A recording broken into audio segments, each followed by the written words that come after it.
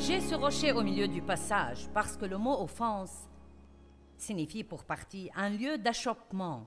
Quand nous nous offensons, quand nous sommes offensés dans notre cœur, même si c'est Dieu a un plan que nous ne comprenons simplement pas. L'air contre vous-même et avoir un problème avec vous-même. C'est un lieu où l'on trébuche et où l'on tombe, et par là je veux dire que nous arrêtons de faire des progrès dans notre cheminement avec Dieu. Nous ne pouvons pas grandir spirituellement tant que nous sommes offensés, amers et que nous n'avons pas de pardon dans notre cœur. Nous ne pouvons pas grandir spirituellement à moins que nous laissions Dieu s'occuper de ces choses. Cela ne veut pas dire que Dieu est en colère contre nous et qu'il ne veut pas nous aimer ni travailler avec nous. Mais quand vous en êtes au point où, en particulier, vous lisez la Bible depuis assez longtemps pour la connaître et vous vous accrochez à ce type de truc, ça devient un problème pire que si vous ne la connaissiez pas. Le mot offense vient d'un mot grec scandalon qui désigne la partie du piège pour animal où est suspendue l'appât qui attire la victime. J'aime ça. Satan essaye toujours de nous attirer dans son piège. Quelqu'un peut-il dire Amen? Donc, pour revenir au conflit et à la colère, vous savez, les conflits qui sont les disputes, les discussions vives, les désaccords haineux peuvent aussi prendre la forme d'une colère sous-jacente. Et je pense que c'est cette forme qui est la plus dangereuse. C'est quand tout le monde agit en surface comme si de rien n'était. Mais en dessous, dans les cœurs, il y a toutes sortes de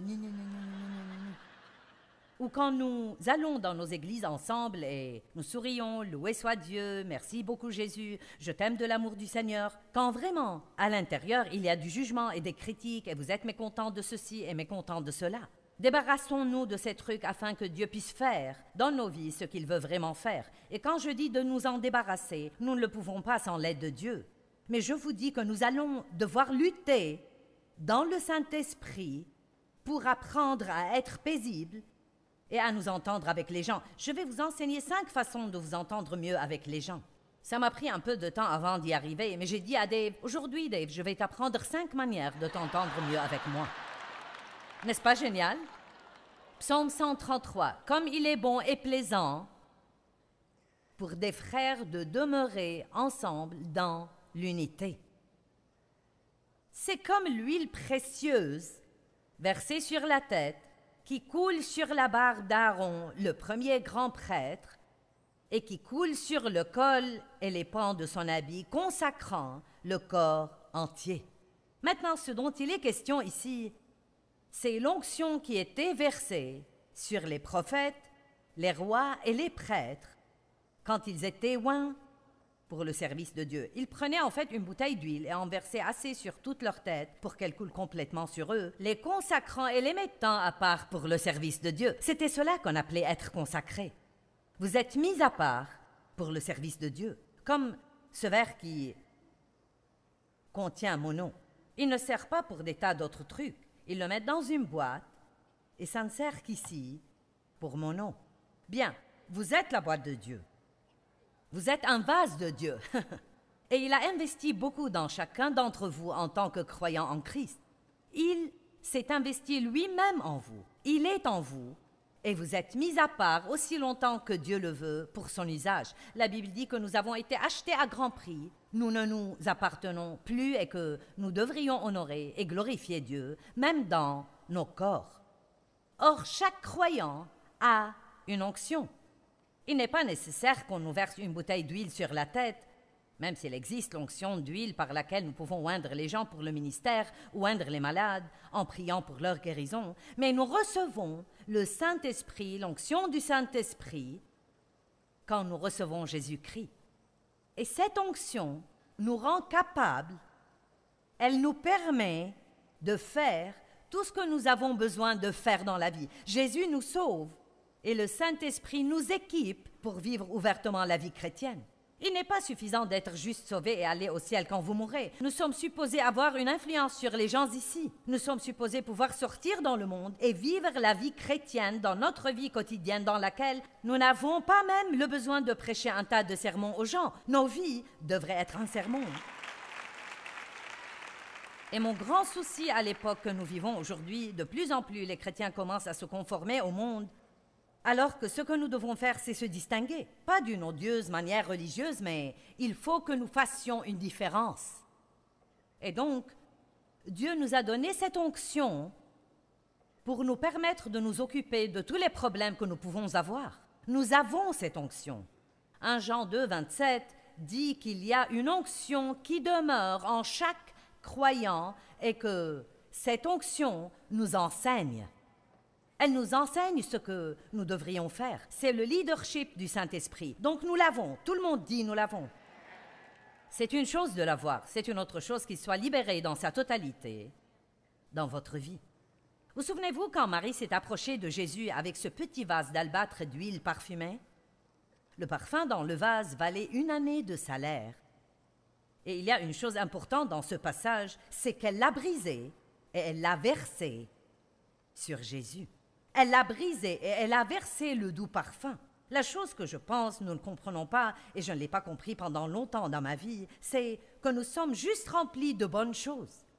Les fruits de l'Esprit sont en nous. L'onction de Dieu est en nous. Il y a de la droiture en nous.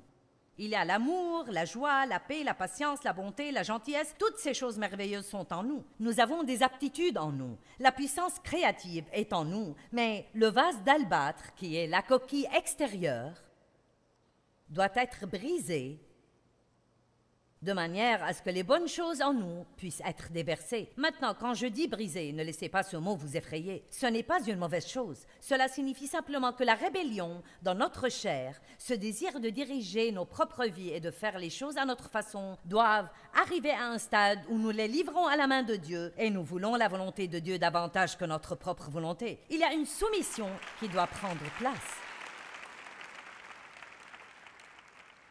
Jésus a dit « Je vous laisse ma paix ». Et la paix intérieure, la paix extérieure, la paix de l'esprit, la paix émotionnelle, la paix des finances, la paix dans notre mariage, dans notre maison, la paix est la chose la plus vitale, la plus importante que nous avons besoin de défendre d'arrache-pied. La parole de Dieu nous exhorte et nous encourage à être artisans et veilleurs de paix. Bénis soient les artisans de paix, parce qu'ils seront appelés enfants de Dieu. Nous ne devons pas attendre que quelqu'un d'autre fasse la paix. Nous devenons artisans de paix. Quelqu'un veut de cette responsabilité? Vous devez être le premier à vous excuser, le premier à faire les choses bien, le premier à dire « Eh bien, j'ai peut-être tort ». Ne levez pas la main si vous n'êtes pas convaincu, car vous allez être testé en rentrant à la maison. Faites attention à ce à quoi vous dites « Amen » ici. Jésus a dit « Je vous laisse ma paix ». Bien, nous avons de bonnes choses que nous n'utilisons pas. Nous avons la joie à l'intérieur de nous.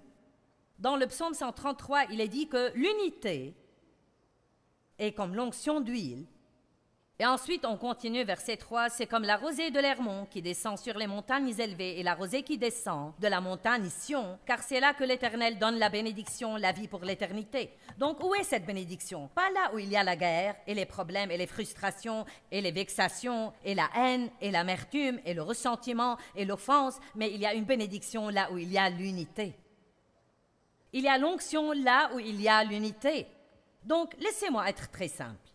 Nous avons l'onction à l'intérieur de nous, mais cette onction est libérée quand nous sommes déterminés à faire un effort dans la puissance de l'Esprit Saint, de rester et de vivre dans la paix. Maintenant, si j'entrais ici et demandais « Combien de vous ont besoin de plus de paix ?» Qui aurait levé la main? Très bien. Alors, je vais juste faire une toute petite correction. Vous n'avez pas besoin davantage de paix. Vous avez besoin de commencer à utiliser la paix que vous avez déjà à l'intérieur de vous. Nous n'avons pas besoin de paix. Nous avons besoin d'accéder à la paix. Nous avons besoin de laisser nos soucis à Dieu. Ne vous inquiétez pas au sujet de trucs idiots. Vous devez arrêter de vous battre avec les gens pour des choses mesquines qui ne sont importantes pour personne. Est-ce que quelqu'un peut-il dire Amen? Nous avons besoin d'être violents de la bonne façon. Nous avons besoin d'être des chrétiens violents. Nous devons être violents contre le péché et violents contre les choses qui essayent de nous empêcher d'avoir une vraie relation avec Dieu. Ça a l'air étrange. Un chrétien violent? Eh bien, d'une manière correcte, avoir une juste et une sainte colère contre les choses qui essayent de nous retenir d'aller de toutes nos forces avec Dieu. Il faut vous mettre en colère contre les offenses avec lesquelles Satan essaye de vous piéger et commencez à dire non, je ne vais pas passer ma vie en colère, je ne vais pas passer ma vie dans l'amertume et le ressentiment, je ne vais pas vivre le reste de ma vie coincé dans la colère pour quelque chose que quelqu'un m'a fait il y a 15 ou même 20 ans. Diable, tu as eu une partie de ma vie, mais tu n'auras sûrement pas le reste.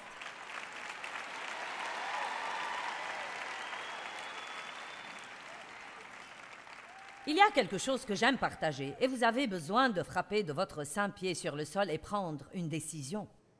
Vous dites, je n'ai pas eu un très bon départ dans la vie, pauvre de moi. Ce que vous avez besoin de dire est, ok, peut-être que je n'ai pas eu un bon départ, mais maintenant je suis déterminé à avoir une excellente arrivée. J'ai rencontré une femme au Starbucks à Utah il y a 1 an ou presque. Et elle m'avait vue à la télé et est venue me parler et tout de suite, elle a commencé à me raconter tous ses problèmes. Elle disait cette mauvaise chose et cette autre mauvaise chose et encore une mauvaise chose et elle a dit oui. J'ai été jetée sous l'autobus dans la vie. Je dis moi aussi, mais j'ai décidé de le conduire.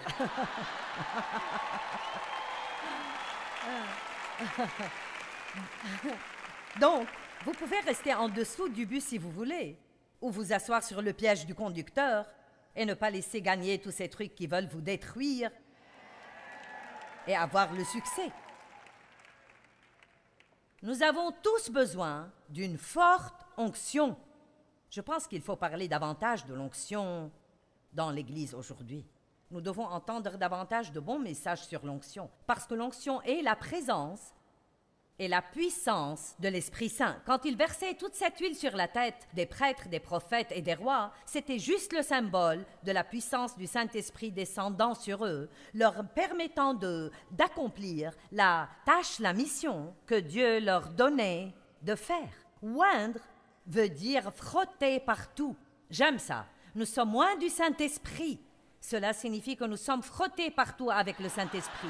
Il est juste absolument partout en nous. Amen? Comme quand vous mettez de la crème et que vous frottez et frottez et frottez et, vous savez, si vous êtes comme moi, vous l'étalez jusqu'à ce qu'elle disparaisse. Bien. Vous savez, peut-être que vous ne voyez pas le Saint-Esprit en personne, mais vous en avez été imprégné jusqu'à ce que vous soyez rempli de lui à l'intérieur et vous avez tout ce dont vous avez besoin pour faire tout ce que vous devez faire. C'est pourquoi je peux vous dire vraiment en vérité, peu importe ce qui arrive dans votre vie, vous êtes équipé et vous pouvez tout faire par Christ qui vous fortifie. Mais cela n'arrivera pas sans y croire. Il faut que vous le croyiez. Je pourrais le croire à votre place, mais ça n'aidera pas. Vous devez croire pour vous-même que vous pouvez tout faire par Christ qui vous fortifie. J'ai perdu trop de temps à être fâché et il y a plusieurs années, j'ai pris une décision. Je suis devenue violente et j'ai dit « je vais être en paix ». Quoi que ça prenne, quoi que je doive changer.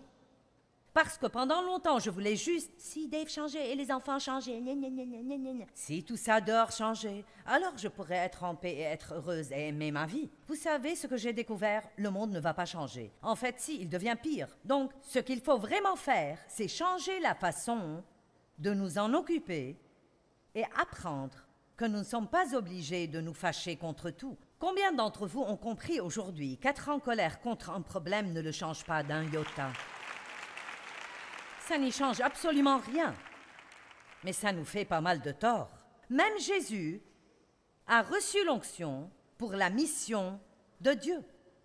Jésus a été baptisé par Jean-Baptiste et le Saint-Esprit descendit sur lui sous la forme d'une colombe. Et une voix se fit entendre des cieux disant « Celui-ci est mon Fils bien-aimé, en qui j'ai mis toute mon affection. » Et le verset qui suit dit qu'il a ensuite commencé son ministère public. Pour moi, c'est intéressant que même Jésus n'ait pas commencé son ministère public. Il ne s'est pas mis à entreprendre d'accomplir sa mission avant d'être baptisé par la puissance du Saint-Esprit. Beaucoup d'entre vous pouvaient désirer être utilisés par Dieu, mais vous devez avoir la pleine puissance du Saint-Esprit. Dieu a mis une onction en vous.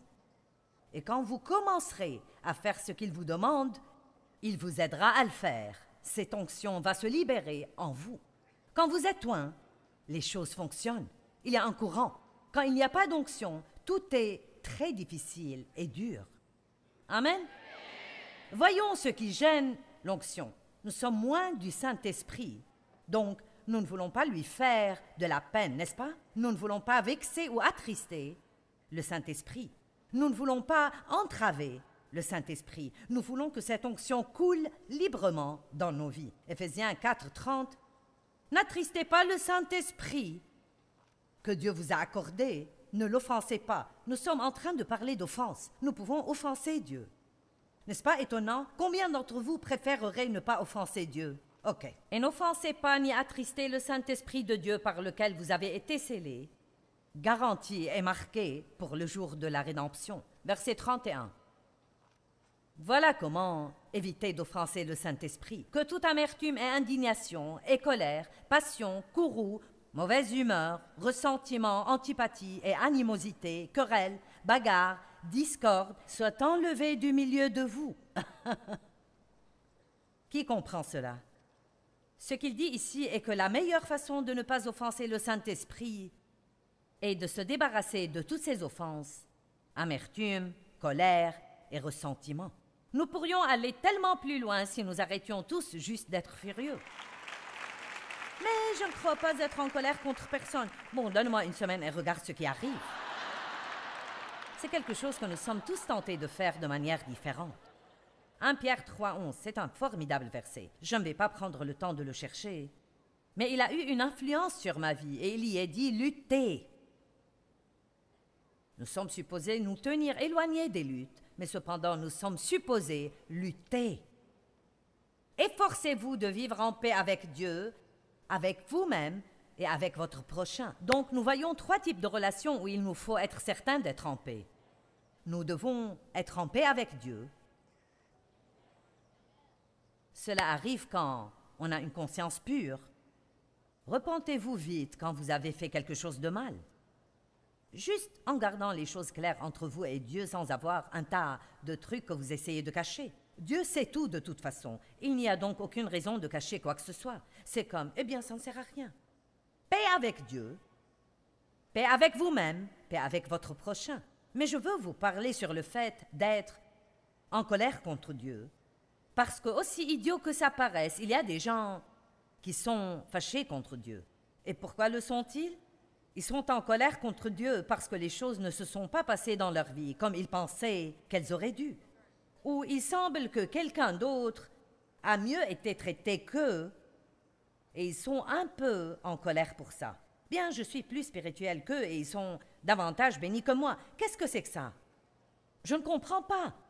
Vous savez, cette personne est un pécheur flagrant. Je sais ce qu'ils font et ils ont eu la promotion au travail en laquelle je croyais et pour laquelle je priais Dieu. Et Dieu, tu ne me l'as pas donné. C'est quoi ça? Et donc, on continue d'aller à l'église. On continue à chanter les chants. Mais il y a un petit quelque chose coincé à l'intérieur de nous qui dit « Est-ce que Dieu est vraiment bon ?» Ce n'était pas juste. Je ne comprends pas que ma vie ait évolué comme ceci. Pensez aux apôtres Jacques et Pierre. Jacques a été mis en prison et il y est mort. Pierre a été mis en prison et Dieu a envoyé un ange qui a secoué le lieu et il a été libéré. Qu'est-ce qui ne va pas dans ça? Les amis de Jacques auraient pu être très en colère. Alors, je pense que tu n'aimes pas Jacques autant que Pierre. Non, Dieu a un plan que nous ne comprenons simplement pas. Et ce qu'il faut faire, c'est vouloir se soumettre au plan de Dieu et arrêter de vouloir savoir pourquoi pour tout dans la vie. Oh, vous savez quoi? Je peux vous donner le don de paix dès maintenant, juste si vous prenez la décision que vous allez arrêter de demander à Dieu pourquoi. Pourquoi? Honnêtement, je ne sais pas ce que font les gens qui n'ont pas foi en Dieu quand une tragédie arrive. Je ne peux même pas imaginer essayer de surmonter certaines des choses qui arrivent si vous ne pouvez pas dire « Dieu, je te fais confiance, même si je ne comprends pas. » Certainement, ceci fait mal. Mais si nous renonçons à essayer de tout comprendre, nous pouvons être dans la paix. J'ai écrit un livre appelé « Pourquoi Dieu, pourquoi ?» et un autre « Quand Dieu, quand ?» Je ne priais pas. Tout ce que je faisais, c'était « Pourquoi Dieu, pourquoi ?» Pourquoi j'ai été violée? Pourquoi n'es-tu pas venu me délivrer? Tu aurais pu me sortir de cette situation. Pourquoi ne m'en as-tu pas sorti? Eh bien, Dieu ne m'en a pas sorti. Et j'étais née de nouveau quand j'avais 9 ans. Et je priais, je priais pour que mon père meure. Je priais que ma mère le quitte. Je ne priais pas des prières très spirituelles, mais je voulais à tout prix m'en aller de cet endroit. Et je restais là. Et ça a continué. Jusqu'à 18 ans, quand j'ai pu m'en aller, semaine après semaine après semaine. Vous savez quoi? Pour une raison qui m'échappe, Dieu n'est pas venu me tirer de là, mais je vous dis une chose, il m'a gardée et il m'a rendue forte comme un buffle. Et vous savez quoi?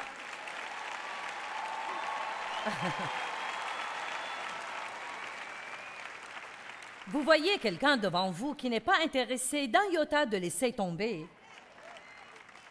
Parce que ça ne donne rien de bon. Je me souviens, j'étais couchée dans mon lit quand j'étais adolescente en pensant « Un jour, je ferai quelque chose de grand. Je prouverai. » Je pensais à mon père « Je te prouverai que tu as tort. » Parce qu'il me disait tout le temps que je n'arriverai jamais à rien. Je pensais « Un jour, je ferai quelque chose de grand. » Et vous savez quoi? Si vous avez un peu de ce feu du Saint-Esprit qui remue à l'intérieur de vous, vous faites une déclaration au diable que son temps est fini. Ne restez pas assis là à vous sentir « Je suis le dernier des derniers. Rien de bon ne m'arrive. Je ne comprends pas. Pourquoi Dieu, pourquoi? Quand Dieu, quand? » Dites, tu sais quoi, Seigneur? Tu sais ce que je ne sais pas. Je ne vais pas te demander pourquoi. Je ne vais même pas me fâcher au sujet du quand. Tu as un plan. Tu ne seras pas en retard. Tout ce que je sais, c'est que je vais te servir de toutes mes forces le reste de ma vie. Amen.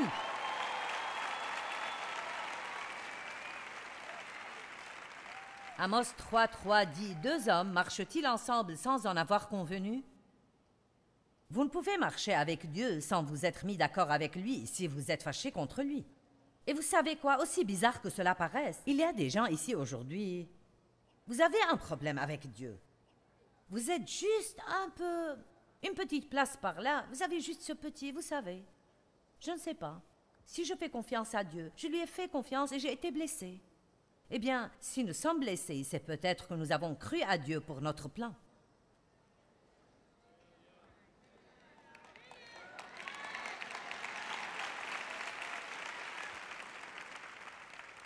Regardons Matthieu 11 en commençant au verset 2. Ça vous montre quelque chose d'intéressant. Voici, ça raconte quand Jean le Baptiste a été mis en prison. Or Jean, dans sa prison, avait entendu parler des œuvres du Christ. Et il envoya dire par ses disciples pour demander à Jésus, « Est-ce que tu es celui qui doit venir ou devons-nous en attendre un autre Messie ?»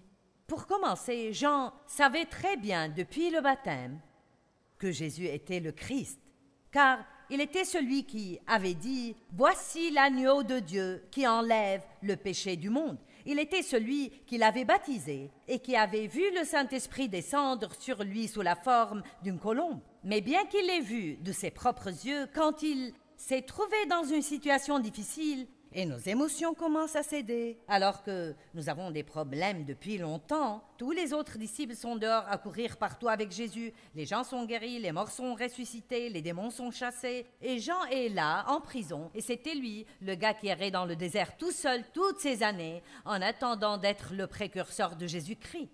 Maintenant, il est en train de perdre la foi qu'il aurait dû avoir, et il a dit que quelqu'un lui demande s'il est bien le Christ.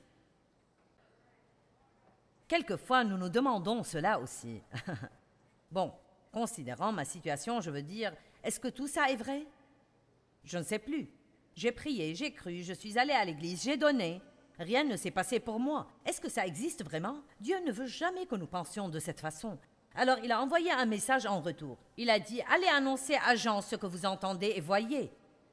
Les aveugles recouvrent la vue, les boiteux marchent, les lépreux sont purifiés, les sourds entendent, les morts ressuscitent, et la bonne nouvelle est annoncée aux pauvres. Vérifiez, vérifiez, vérifiez, j'aime tout cela. Oui, peut-être Jésus. Et ensuite, il a dit la chose la plus bizarre. Heureux, content, fortuné et enviable, celui qui ne s'offensera pas à cause de moi. Et qui ne trouve pas en moi l'occasion de trébucher et de chuter, et qui n'est pas empêché de voir la vérité.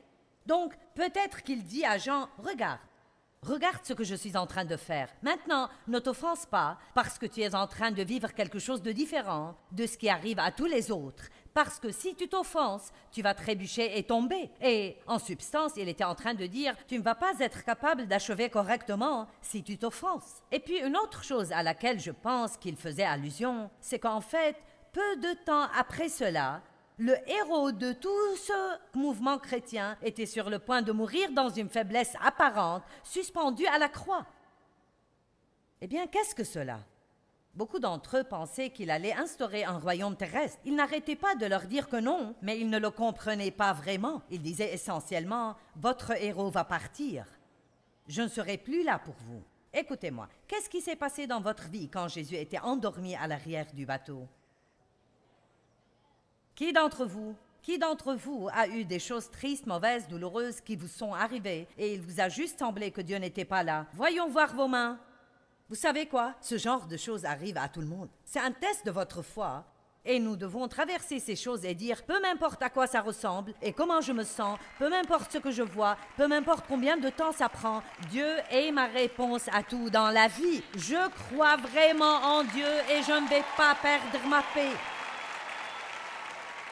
Si vous êtes un tout petit peu, très peu offensé contre Dieu, laissez-le, oubliez-le, lâchez-le et faites une paix complète avec Dieu. Nous devons être en paix avec Dieu, en paix avec nous-mêmes et en paix avec les autres. Où il y a l'unité, il y a une bénédiction.